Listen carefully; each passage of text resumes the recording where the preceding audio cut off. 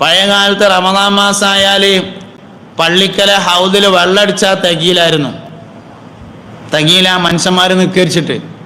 ഇപ്പം ഹൗദിൽ വെള്ളം തന്നെ ആവശ്യമില്ല. കാരണം 2 ടാപ്പ് ഇട്ടാലും 1 ടാപ്പ് ബാക്കി വയ്ക്കാരം. അങ്ങനെ ആയിട്ടുണ്ട്. ഞങ്ങൾ ചിരിച്ചാൻ വേണ്ടി പറയല്ല, പഴയ രൂപത്തിലാക്കണം. ആ ഉത്തരവാദിത്തം ഞമ്മക്കുണ്ട്. അതുകൊണ്ട് കൊറോണാനന്തര കാലഘട്ടത്തിലെ ഇസ്ലാമിക പ്രബോധനം എന്നത് നമ്മുടെ മേൽ ബാധ്യതയാക്കപ്പെട്ടിരിക്കുന്നു. പഴയ അവസ്ഥയിലേക്ക് തിരിച്ചു കൊണ്ടുവരാൻ നമ്മൾ ബാധ്യതപ്പെട്ടവരാണ്.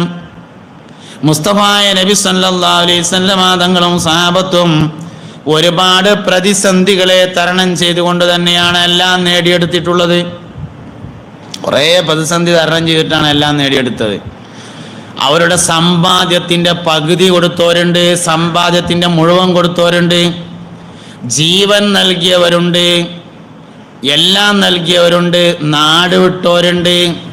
ഹിജ്റയുടെ ഏറ്റവും പ്രധാനപ്പെട്ട സന്ദേശം ഇസ്ലാമിന് വേണ്ടി രാജ്യം വിട്ടതാണ്.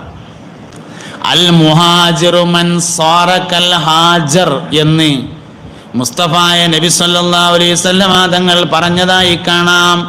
മുഹാജിർ എന്ന് പറഞ്ഞാൽ ഹാജറിനെ പോലെ ആയവനാകുന്നു. ഹാജർ എന്ന് പറഞ്ഞാൽ ഹാജറ ബീവി റളിയല്ലാഹു അൻഹയാണ്. ഹാജർ എന്നാണ് ഒറിജിനൽ പേര്. നമ്മൾ പറഞ്ഞിട്ട് ഹാജറ എന്നായതാണ്. അങ്ങനെ പറയുന്നതിന് കുഴപ്പമൊന്നുമില്ല. ഹാജറിനെ പോലെ ആയവനാണ് മുഹാജിർ. എന്താ ഹാജറിന്റെ പ്രത്യേകത? ഇബ്രാഹിം നബി അലൈഹി ഇസ്ലാം ഹാജറ ബീവിയെയും ഇസ്മായിൽ അലൈഹി ഇസ്ലാമിനെയും മക്കയിൽ കൊണ്ടുവന്ന് താമസിപ്പിച്ച് മടങ്ങുകയാണ്.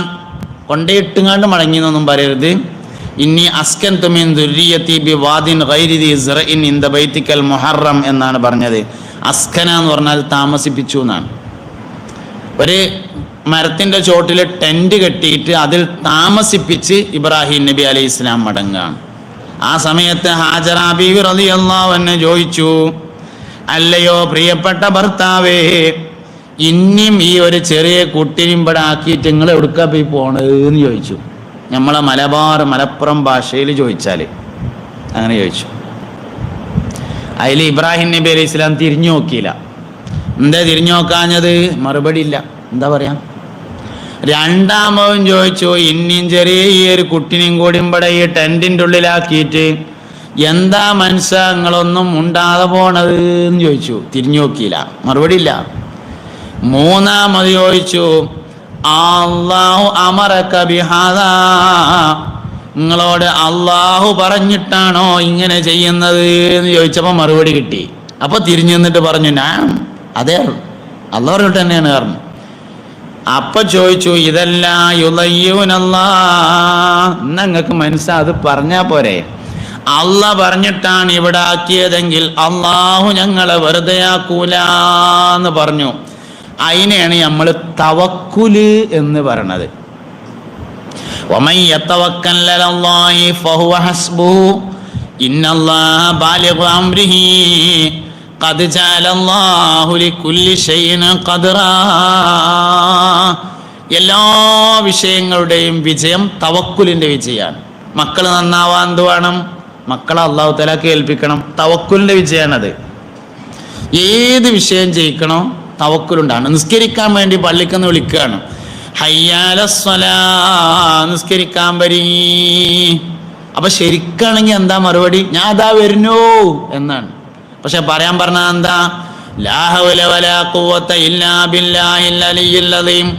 ഉന്നതനും മഹാനുമായ അള്ളാഹ് വിചാരിച്ചാലല്ലാതെ വരാൻ കഴിയൂല. അതാണ് തവക്കുൽ പറഞ്ഞത്. നിസ്കരിച്ചാനാ വിളിച്ചു തരേണ്ട കാര്യമില്ല, പഠിച്ചവൻ വിചാരിച്ചാലേ വരാൻ കഴിയുള്ളൂ. എല്ലാ പ്രധാനപ്പെട്ട ദിക്റും തവക്കുലിന്റെ ദിക്റാണ്. ഹസ്ബി അല്ലാഹു നിഅമൽ വക്കീൽ തവക്കുലിന്റെ ദിക്റാണ്. ലാ ഹൗല വലാ ഖുവത ഇല്ലാ ബില്ലാഹിൽ അലിയ്യിൽ അദീം തവക്കുലിന്റെ ദിക്റാണ്. ലാ ഇലാഹ ഇല്ലാ അൻത സുബ്ഹാനക ഇന്നി കുന്തു മിനൽ ളാലിമീൻ തവക്കുലിന്റെ ദിക്റാണ്. എല്ലാ പ്രധാനപ്പെട്ട ദിക്റുകളും തവക്കുലിന്റെയാണ്. അതുകൊണ്ട് തവക്കുലിന്റെ വിജയമാകുന്നു യഥാർത്ഥ വിജയം. ബഹുമാനപ്പെട്ട ഹാജറ ബീവി റളിയല്ലാഹു അൻഹക്ക് ഉണ്ടായത് തവക്കുലാണ്. അള്ളാഹ് പറഞ്ഞിട്ടാണ് ഇവിടെ ആക്കണമെങ്കിൽ പിന്നെ ബേജാറാണ്ട, നിങ്ങൾ പോയിക്കൊള്ളിയാർ. അവർക്ക് സന്തോഷമായി. എന്നാലും നോക്കാൻ തോന്നിയില്ല. തിരിഞ്ഞു പോന്നിട്ട് ഒരു ചെറിയ കുന്നിൻ്റെ അപ്പുറത്തിയതിന് ശേഷം കാണൂലാന്ന് ഉറപ്പായപ്പോൾ തിരിഞ്ഞു നിന്നുകാണ്ട് തോരുന്നു, പഠിച്ചോനെ എൻ്റെ കുട്ടികൾക്ക് ഭൂമിയിലെ പഴങ്ങളിൽ നിന്ന് നീ ഭക്ഷിപ്പിക്കണമേ എന്ന് തോരുന്നു. എൻ്റെ മക്കൾക്ക് ഭൂമിയിലെ സമറാത്തിൽ നിന്ന് നീ ഭക്ഷിപ്പിക്കണേ. സമറാത്ത് എന്നുള്ളതിന് പഴങ്ങൾ എന്നും ഫലങ്ങൾ എന്നും അർത്ഥം വെക്കാം. ഏതർത്ഥം വെച്ചാലും നമുക്കുള്ള പഴങ്ങൾ അല്ലെങ്കിൽ ഫലങ്ങൾ ഇബ്രാഹിം നബി അലൈഹി ഇസ്ലാമിൻ്റെ ദ്വയുടെ അനന്തര ഫലമാകുന്നു. അങ്ങനെ കുട്ടികൾക്ക് വേണ്ടി തോർന്നിട്ട് സയ്യിദുന ഇബ്രാഹിം അലൈഹി ഇസ്ലാം പോയി. ഹാജറ ബീവി റളിയല്ലാഹു അൻഹയുടെ അടുക്കല് ഒരു തോൽപാത്രത്തിൽ വെള്ളവും മറ്റൊരു തോൽപാത്രത്തിൽ കാരക്കയും ഉണ്ടായിരുന്നു. വെള്ളം കുടിച്ചു, കാരക്ക തിന്നു, കുട്ടിക്ക് മുലപ്പാല് നൽകി. വെള്ളം തീർന്നു, കാരക്കയും തീർന്നു, അതിനാൽ മുലപ്പാലും തീർന്നു. പടച്ചോനെ എൻ്റെ കുട്ടിക്കൊരു തുള്ളി വെള്ളം വേണ്ടിയിരുന്നു എന്ന് ആഗ്രഹിച്ചു, ശക്തമായ ആഗ്രഹം. അങ്ങനെ കുട്ടിനെ ഒരു സ്ഥലത്ത് ഇങ്ങനെ കിടത്തിയിട്ട് ഇബ്രാഹിം നബി ആക്കി ആ സ്ഥലത്ത് ഇങ്ങനെ കിടത്തി. എന്നിട്ട് ആദ്യം സഫ എന്ന കുന്നിൻ്റെ അടുത്ത് പോയിട്ട് ഒരാൾ ഉയരത്തിൽ ഇങ്ങനെ കയറിയിട്ട് വെള്ളം ഉണ്ടോ നോക്കിയപ്പോൾ കുട്ടിയുടെ അടുത്തേക്ക് ഒരു ചെന്നായ ഇങ്ങനെ ഓടി വരുന്നത് കണ്ടു. അപ്പോൾ ആജറാബി അവിടുന്ന് ഓടി വന്നിട്ട് ചെന്നായനെ ആട്ടിങ്ങാണ്ട് പിന്നെ മറുവയിലേക്ക് പോയി. ശരിക്ക് വേണ്ട എന്താ? ശരിക്ക് വേണ്ടത് ആകെ 2 തോൽപാത്രം ഉള്ളത്, എടുത്താണ് തോളുക്കിടുക, കുട്ടീനെ എടുത്തുങ്ങാണ്ട് കയ്യിലും പിടിക്കുക. എന്താ ഇസ്മായിൽ ഏറ്റവും വന്നാത്തായിരുന്നു അലൈഹിസ്സലാം? അങ്ങനെയൊന്നും അല്ലല്ലോ. പിന്നെന്തേ അങ്ങനെ ചെയ്യാൻ? ഇത് ഇവിടെ അള്ളാഹ് ആക്കാൻ പറഞ്ഞിട്ടുണ്ട്, അതുകൊണ്ട് പിന്നെ എടുത്തില്ല. അത് ചോദിച്ചിരുന്നു ആദ്യം, ഇത് ഇവിടെ ആക്കാൻ പറഞ്ഞാണോ എന്ന് ചോദിച്ചിട്ടുണ്ട്. ഇതിന്നെ ഞങ്ങളവിടെ ആക്കാൻ പറഞ്ഞതാന്ന് ആദ്യം ചോദിച്ചിരുന്നു, അപ്പോൾ ആന്ന് പറഞ്ഞിട്ടുണ്ട്, അതുകൊണ്ട് എടുത്തില്ല. അതാണ് തവക്കുൽ പറഞ്ഞത്. അള്ളാഹ് അവിടെ നിർത്താൻ പറഞ്ഞാൽ പിന്നെ അവിടെ നിർത്തുക.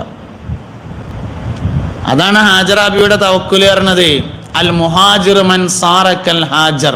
തവക്കുൽ കൊണ്ട് അതിജയിക്കാൻ കഴിയാത്ത ഒരു പ്രതിസന്ധിയില്ല. വമൻ യതവക്കൽ അലല്ലാഹി ഫഹുവ ഹസ്ബുഹു ഇന്നല്ലാഹ ബാലിഗു അംരിഹി ഖദ് ജഅലല്ലാഹു ലികുല്ലി ഷൈഇൻ ഖദറ. തവക്കുലിന്റെ ഉദാഹരണമായിട്ട് മുസ്തഫായ നബി സല്ലല്ലാഹു അലൈഹി വസല്ലമ തങ്ങൾ പറഞ്ഞത് പക്ഷികളെയാണ്. തഗ്ദൂ ഹിമാസൻ വതറൂഹു ബിതാന. റിയാദുസ് സാലിഹീൻ ഹദീസ്. നേരം പുലർന്നാല് പക്ഷികൾ ഒട്ടിയ വയറുമായി യാത്ര തിരിക്കുന്നു, വൈകുന്നേരം മടങ്ങി വരുമ്പോൾ നിറഞ്ഞ വയറുമായി മടങ്ങി വരുന്നു. നാളെ കൊന്നെടുത്തക്കൂല. ഒരു പക്ഷി പോലും വിശന്ന് രാത്രി ഉറങ്ങുന്നില്ലെന്നാണ്. നമ്മൾ നാടൻ കോയിനെ അറുത്താല് അതിൻ്റെ ചീല എന്ന് പറയും, അത് കെട്ടയച്ചാൽ അതിൻ്റെ ഉള്ളിൽ വെള്ളാരം കല്ലുണ്ടാവും. എന്താ കാരണം? വൈകുന്നേരം കൂട്ടിക്ക് പോകാൻ സമയത്ത് പള്ളയിൽ കുറച്ചും കൂടി സ്ഥലം ബാക്കിയുണ്ടെങ്കിൽ കോഴികൾ കല്ല് തിന്നിട്ടാണ് പോയി കിടക്കുള്ളൂ. കല്ല് ദഹിക്കാനുള്ള സംവിധാനം അല്ലാഹു കോഴിക്ക് കൊടുത്തിട്ടുണ്ട്. എന്താ കോഴിയുടെ പ്രത്യേകത? തവക്കുലാണ്. നമ്മൾ കല്ലെന്നാൽ എന്താ? അപ്പൻഡിസൈറ്റിസ് ഉണ്ടാവും. അപ്പൻഡിസൈറ്റിസ് ഉണ്ടാവും നമ്മളെന്നാൽ കോഴിക്ക് ഉണ്ടാവില്ല. എന്താ കാരണം? തവക്കുലുണ്ട് കോഴിക്ക്. അതുകൊണ്ട് തന്നെ കോഴിക്ക് കല്ല് ദഹിക്കാനുള്ള സംവിധാനം അല്ലാഹു തആല കൊടുത്തിട്ടുണ്ട്. അങ്ങനെ തവക്കുലുള്ള എല്ലാ ജീവികൾക്കും അല്ലാഹു സംവിധാനം. ഈ മൃഗങ്ങളിൽ നിന്ന് പക്ഷികളിൽ നിന്നൊക്കെ നമ്മൾ ഒരുപാട് പാഠം പഠിക്കാണ്ട് എന്നാണ്. മൃഗങ്ങളിൽ നിന്നും പക്ഷികളിൽ നിന്നൊക്കെ ഒരുപാട് പാഠം പഠിക്കാനുണ്ട്. പൂച്ചയിൽ നിന്ന് പഠിക്കാനുണ്ട്, നായയിൽ നിന്ന് പഠിക്കാനുണ്ട്. പൂച്ച വീടിനെ സ്നേഹിക്കും, നായ വീട്ടുകാരനെ സ്നേഹിക്കുന്നതാണ്. ഹയാത്തുൽ ഹയവാനിൽ പറയുന്നുണ്ട്, നായ വീട്ടുകാരനെ സ്നേഹിക്കും. ഒരു ദിവസമോ 2 ദിവസമോ ചോറെടുത്തു നായിക്ക്, പിന്നെ ചോറെടുക്കാൻ മറന്നുങ്ങാണ്ട് മൂപ്പര് സഫർ പോയി, ഗേറ്റും പൂട്ടിങ്ങാണ്ട് പോയി.